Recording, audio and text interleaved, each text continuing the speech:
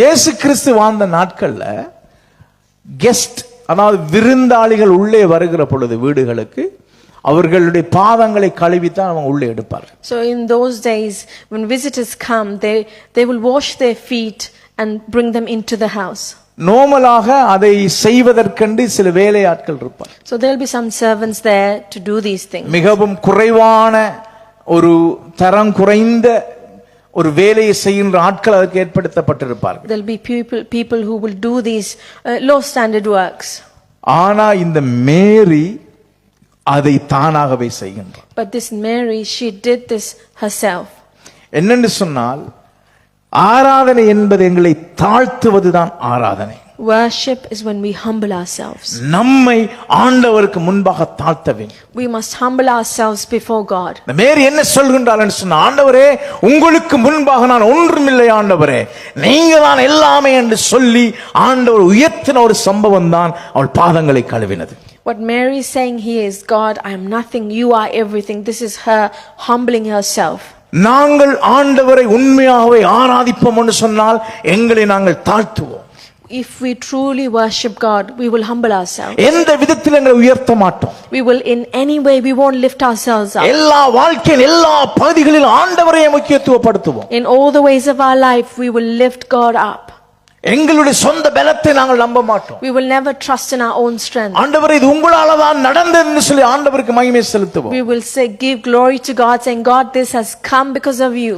ஆராதனை நம்முடைய இருதயத்திலே தொடங்குகின்றது. Worship starts from our heart. பெருமையோடு இருக்கிறவர்கள் கையை தட்டி ஆராதிக்க மாட்டார்கள். Those who are with pride, they will not clap and worship. பெருமையோடு இருக்கிற நீங்க கையை உயர்த்தி ஆராதிக்க மாட்டீங்க. Those who are with pride, they will never lift up their hands to கையை worship. உயர்த்துவது சரண்டர் ஆவதற்கு, சரணடைவதற்கு அடையாளமாக இருக்கின்றது. When you lift up your hands, it's a sign that you are surrendering. இன்று நாங்கள் ஆராதனை நேரத்திலே கை உயர்த்தாமல் இருக்கிறோம் என்று சொன்னால் நாங்கள் சரணடையாமல் இருக்கின்றோம். If you are not lifting up your hands in worship, that means you are not surrendering. நாங்கள் சபையில் எல்லாருமாக சேர்ந்து கைகளை தட்டி நாங்கள் பாடுகிற பொழுது நீங்கள் உட்கார்ந்திருப்பீர்கள் என்று சொன்னால் நீங்கள் பெருமையோடு இருக்கின்றீர்கள். If everyone is clapping hands and worshiping, but if you are being seated in that time, then you have pride. உங்களுக்கு சிலவள் உடம்புக்கு முடியாமல் இருக்குன்னு சொன்னால் அது பரவாயில்லை, ஆண்டவர் இருதயத்தை பார்க்கிறார். If you are not able or not well, God sees your heart. சரீரத்திலே முழு பலத்தோடு இருந்து கொண்டு அதை நீங்கள் கவனஈனமாக எடுத்து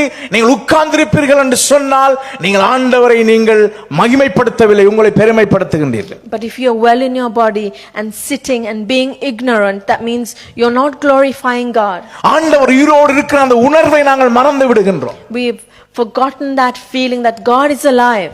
யோசிச்சு பாருங்க, ஒரு குயினோ ஒரு கிங்கோ அல்லது சொசைட்டில பெரிய ஒரு ஆள வந்தானா உட்கார்ந்து இருக்க மாட்டோம். Imagine if a queen or king is there, we won't be seated, will we? சாதாரணமாக எங்கள் பெரியவர்கள் வருகிற பொழுது நாங்கள் எழுந்து தான் அவங்களுக்கு மரியாதை கொடுக்கின்றோம். When grown ups come, we stand up and honor them. நான் பார்ப்பதொன்று, சில ஊழியர்கள் கூட ஆண்டவரை ஆராதிக்கிறவர்கள் உட்கார்ந்து இருப்பார்கள். I see this as well, where even servants of God, they are seated during worship time. உண்மையாவே இருதயத்துக்குள்ள ஒரு உணர்வு வரும் என்று சொன்னால், இந்த இடத்திலே ஆண்டவருடைய பிரசன்னம் இருக்குதுன்னு சொல்லி ஒரு உணர்வு வரும் என்று சொன்னால் நாங்கள் ஒருவரும் உட்கார்ந்து இருக்க மாட்டோம். But if you have a true feeling that God is here, you will not be seated. ஆண்டவரே நாங்கள் கைகளை தட்டி பாடுகிற பொழுது நாங்கள் என்ன சொல்லுகிறோம்? ஆண்டவரே நீங்கள் தான் எல்லா புகழ்ச்சிக்கும் உரியவர் என்று சொல்லுகின்றோம். When we clap our hands and worship, what we are saying is, God, the glory belongs to you. ஒருவர் ஒரு விளையாட்டு போட்டிகளிலே அல்லது சாதனைகளை செய்கிற பொழுது நாங்கள் ஏன் கைகளை தட்டுகின்றோம்? When someone's winning in a game, why do we clap our hands? ஒருவருடைய வெற்றியை நாங்கள் புகழுகின்றோம். We are praising their victory. ஒருவருடைய சாதனையை நாங்கள் appreciate பண்ணுகின்றோம். We are appreciating their victory. நாங்கள் கைகளை தட்டி ஆண்டவரை ஆராதிக்கிற பொழுது ஆண்டவர் எல்லாமே நீங்கள் தான் என்று சொல்லுகின்றோம். When we clap our hands and worship, we saying, God, you are everything. அருமையான தேவஜனமே, இது வேதத்தில் இதெல்லாம் சொல்லப்பட்டிருக்கிறது. Dear children of God, all of this are written in the word. நாங்கள் உரத்த சத்தமாய் ஆண்டவரை ஆராதிக்க வேண்டும். We must worship God with a loud voice. இன்று அநேகம் பேர் தாவீது நடனமாடி ஆராதித்தான் என்பதை பிழையாக ஒன்றை மொழிபெயர்க்கின்றார். Many people misinterpret David dancing.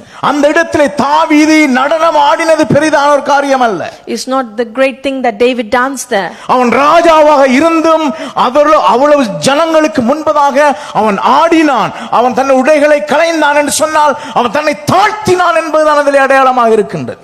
The sign there is he was a great king, but he humbled himself, took off his royal garments, and he worshipped God. நீங்கள் ஆண்டவராய் இயேசு கிறிஸ்துவை ராஜாதி ராஜாவா இருதயத்தில் உணர்வீர்கள் என்று சொன்னால் ஆண்டவருக்கு முன்பு உங்களை தாழ்த்தி உங்களை ஆராதிப்பீர்கள். If you feel that Jesus is the King of Kings in your heart, you will humble yourself and worship. ஆண்டவரை ஆராதிப்பது என்பது விலையேறப்பட்டது. Worshipping God is an expensive thing. இந்த மியூசிக் ப்ளே பண்ணுற பிள்ளைகளுக்கு சொல்லுகிறேன், நீங்கள் ஆண்டவருக்கு ஆராதிப்பது ஒரு பெருமதியான ஒரு விஷயம். Those who play music, worshiping God is an expensive thing. ஆண்டவருக்கு ஆராதனை செய்வதை நீங்கள் பேரம் பேச முடியாது. You can't bargain worshiping God.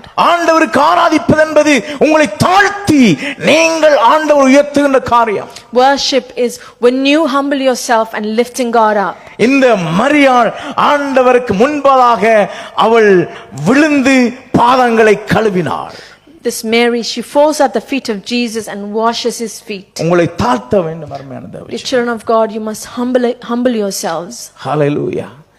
கொடுக்கப்பட்ட இந்த குறிப்பிட்ட நேரங்கள் ஆண்டவரை உயர்த்துங்க, உங்களை தாழ்த்துங்க. In this short given time, glorify God and humble yourself.